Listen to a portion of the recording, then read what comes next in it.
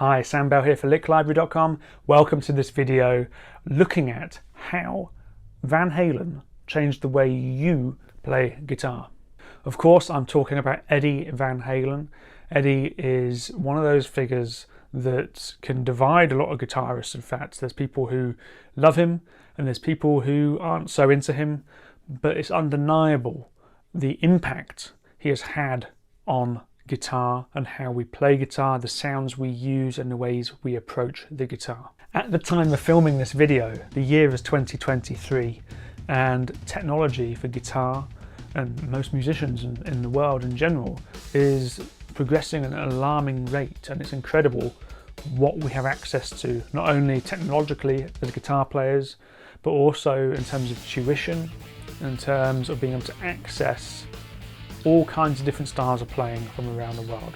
Now, if we go back to the 1970s and 1960s, electric guitar was really starting to find its feet in popular contemporary music, and sounds were being used. A bit of overdrive was becoming more popular. People were trying different techniques, but Eddie really took a lot of what was the status quo of then and really just flipped it. Eddie was into all the classic blues players, all the classic rock players of the time. He had an open ear for music. He was like a sponge, taking it all in, but clearly also had a high sense of individuality. As well, you couldn't access tutorials breaking down theory note for note, and you wouldn't be able to buy a plug-in or be able to afford the kind of gear at the time that your favourite artists were using maybe. It was a different thing, so you really had to work on your own terms. You had to create your own world, and I dare say that message shouldn't change. Even though we have all this access to technology, we should still be looking at our own path in our playing. But Eddie at the time was one of these very unique players who had a voice, he had an attitude in his playing as well, and he was a musician first and foremost. The guitar clearly is a tool, and as we can see in his career, he developed techniques, he developed technology in a way that affected guitar playing for the rest of history. Now, the guitar I'm holding in my hand is an Ibanez guitar. This is what would be known as a kind of super strat in the classic term, meaning it had single coils and a humbucker. This has also got a whammy bar which goes two ways. It's got a very flat neck. It's got quite a thick neck, but it's quite flat. But this technology is kind of standard now. You'd look at this kind of guitar and think, well, that's normal. But at the time, there was Gibsons, there was SGs, there was Strats and Tellys and other things like that, and they were often kind of what they were, stock. You'd get a Strat, you'd have 3 single coils, you'd have a classic kind of trem on it, it would have certain types of frets, it would all yada yada, it had all that stuff. But Eddie decided to get a PAF out of a Gibson and stick it in the bridge of a Strat because he liked the Strat thing. He was a Clapton fan, but he also liked the sound and the more aggressive sound, and also getting less feedback. Obviously a humbucker is quieter, it's a bit darker sounding as well than a single coil, and he liked that in the bridge position, and he made that. He would chop his guitars up, and that's the Frankenstrat, right? So he stuck the PAF in the bridge position, and the guitar I've got here, actually, this is a local company to me. They made a modified classic PAF style pickup for my bridge in a similar way that most people did back then. And Eddie was one of the kind of people in the pop culture who was in front of people doing that. I don't know if people have done that before. Maybe leave us a comment if you know anybody else doing that with Strats, putting humbuckers in them before Eddie and in the public eye in pop music. But he definitely set a trend there. The other thing he did was also getting amps to work in different ways. Now, I am no expert, but it's important to sort of bring out here his techniques, which we're going to look at later, and we'll probably all know anyway, harmonics and tapping and squealies and things like that, rely on compression and a well-driven amp. And when you drive an amp with its master volume to super high levels and boost it with some kind of input boost, sometimes they use an Echoplex, or maybe you can use a treble booster, range masters and things like that, or anything that really can just kind of poke the amp in the front end just to get that amp to distort and compress at the front end, so it's a bit more smoother, but also you get more of that saturation and gain. And Eddie was also known, and his friends would get together, people to kind of modify equipment in order to get what's known as the Brown sound, and that's often just a classic Marshall thing just hot rodded, and many guitar players followed suit around the same time as Eddie did. Now Eddie also was doing lots of whammy bar stunts with what was then the vibrato arm, or the tremolo bar as it would have been called when Fender first released their Strats, and he was doing crazy pyrotechnics with that as well, which were more demanding, and he would set his bridge up differently for his career. But over time, as his style got more defined, technology would change as well, and we'd come out with things like Wilkinson, or we have the Floyd Rose as well, and a recess behind the bridge sometimes. And Eddie did some cool stuff with the bolts. Sometimes he'd have several bolts here rather than just a 2-pin. He'd have a few more. I can't remember the technical name of that, but he'd modify that so it would stay in tune when he brought the bar back up. So it would actually deliberately go out of tune in some of his solos. You hear him do a dive bar, he'd bring it back up, and it'd be in tune. He really knew how the guitars work. He was a mechanic. He was a genius at this stuff.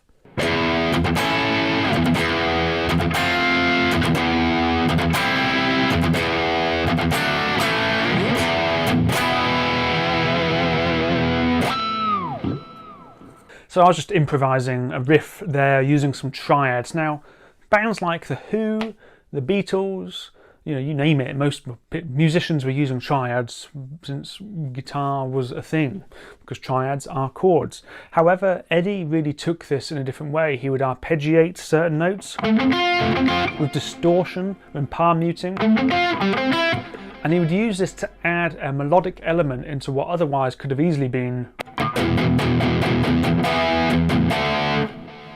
which sometimes it was, because that sounds great, but adding that element in really gave some spice. It gave some melodic elements to it. Now Eddie also played keys, so he had this really musical element to bring in these slightly different sounding progressions into the riffs that he was writing, and especially when it was just the 3-piece without synthesizers and it was just based on guitar, drums, bass and vocals, you can really hear him filling that space. And of course the sounds helped that with the slapbacks and the reverbs, but the ability to really work with the bass, orchestrating the guitar in the arrangement in a way that hadn't necessarily been done all that often in popular music of the time, especially in hard rock music.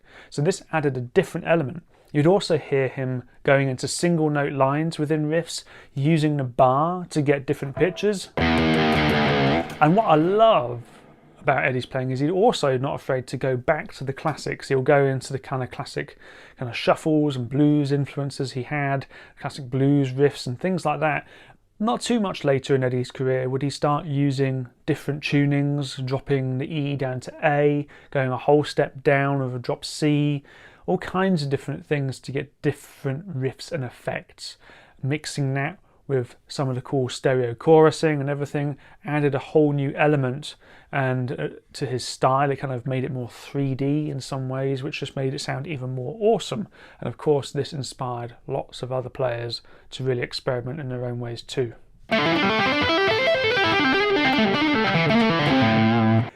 Eddie's soloing ability, of course, is incredibly influential on guitar players. Tapping in order to get those keyboard-like arpeggios. Almost viewing the fretboard like a keyboard in terms of single strings for those arpeggios, something that hadn't been done with that sound and intention before in popular music with Eruption. Many guitar players of that era listening to that for that first time note that as a big influential time in their playing about what could be done on guitar. There's the harmonics and dive bombs. Dive bombs sometimes as a utility to get the guitar back in tune on some of those early guitars, but also using it with the harmonics as a way to complement some of the vocal lines as well, to kind of get that craziness, extending the fretboard using harmonics. And you can hear that as well in classic solos like Beat It. He'd be very much using nodes within his pinch harmonics. If you take a pinch harmonic here and actually doing it higher on the same string, you get different pitches out of one note on the fretboard, and he was very kind of masterful at that. He was deliberately picking certain melody notes on the strings and just sounded super awesome. And then his use of symmetrical patterns. Sometimes he would just go out of the pentatonic and the blues scale, and even from the sort of more traditional minor scales and Dorian scales that he might be using, and he might go into more stretchy, symmetrical. You could analyze them as diminished or kind of all kinds of interesting analysis, but really he's just going for cool sounds. They're kind of like the fusiony approach, just getting these odd notes in there and playing them with cool patterns which are often rhythmic and interesting to the ear. So it's safe to say Eddie Van Halen has really changed the shape of guitar, the sound of guitar, the voice of guitar, what guitar can do in a guitar band, what it can do soloing, what you can do with riffs, what you can do with tones, and everything that we do today on guitar. Most things, if you're playing rock music, if you're playing hard rock, metal, if you're playing classic rock still, a lot of recording techniques, a lot of tonal approaches, a lot of fretboard approaches, a lot of riff writing has been very inspired by Eddie's genius playing. So there we have it. That is my look at why Eddie Van Halen has changed the way you play guitar. And let us know in the comments how he's changed the way you play guitar. Do you agree? Do you disagree? Let us know. It'd be great to have a conversation.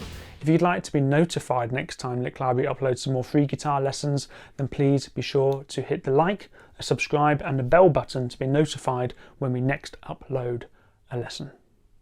And if you'd like to take your guitar playing to the next level, then check out the Lick Library membership. We've got tons of stuff on Van Halen. We've got whole albums, we've got in style of things, we've got theory, we've got techniques. So if you want to get that thing down, Lick Library is the place to go. There's also learning paths with one-to-one mentoring as part of your monthly membership cost. So it'd be great to see you there. More info in the description below. Thanks for watching. Stay safe. See you soon.